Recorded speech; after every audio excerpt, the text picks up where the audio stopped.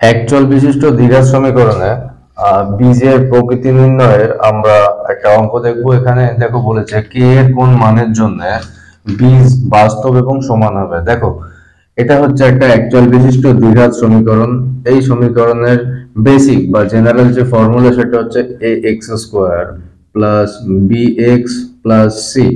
এখানে a B এবং C এর মান কি আছে আমাদের দেখে নিতে হবে। এ এর মান দেওয়া আছে 49, বি দেওয়া আছে কে এবং সি দেওয়া আছে 1। দেখো বীজদ্বয় বাস্তব সমান বাস্তব অসমান যাই হোক না কেন, এক্ষেত্রে আমাদের কিন্তু নিরূপকের মান বের করতে হবে। নিরূপক হচ্ছে বি স্কোয়ার মাইনাস 4ac।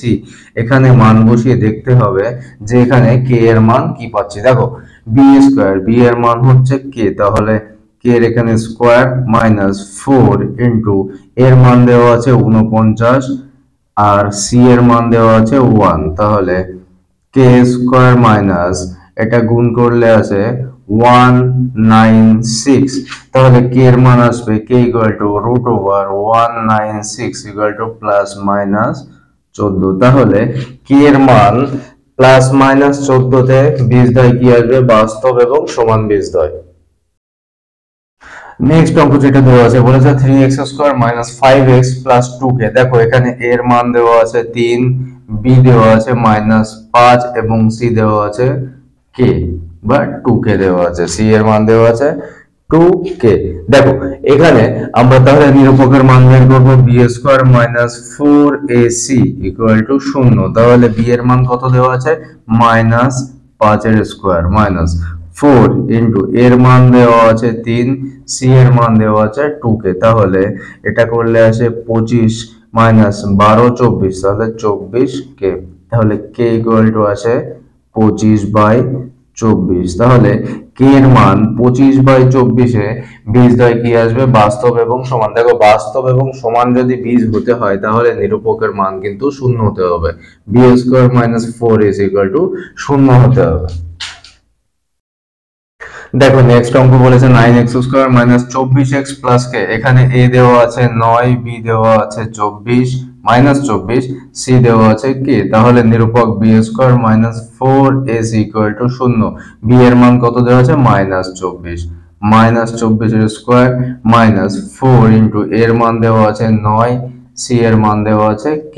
তাহলে 24 এর স্কয়ার করলে আসে 576, 576 মাইনাস 4 নং 36 কে। তাহলে এক্ষেত্রে কে এর মান যদি আমরা বের করি 576 কে 36 দিয়ে ভাগ করলে তাহলে 576 36 এর মধ্যে যায় কতবার?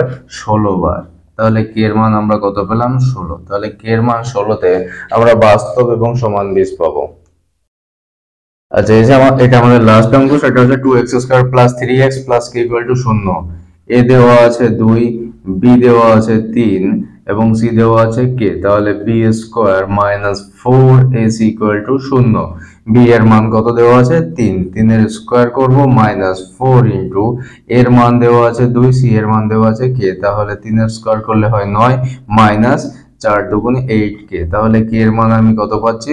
9/8। তাহলে k এর মান যদি আমি 9/8 পাই তবেই কিন্তু বীজদ্বয় বাস্তব এবং সমান হবে। দেখো বীজের ক্যারেক্টার গুলো আমি একটু আরেকবার বলি, সেটা হচ্ছে B square minus 4ac greater than যদি শূন্য হয় তাহলে এখানে বাস্তব ও অসমান বীজ পাওয়া যায়।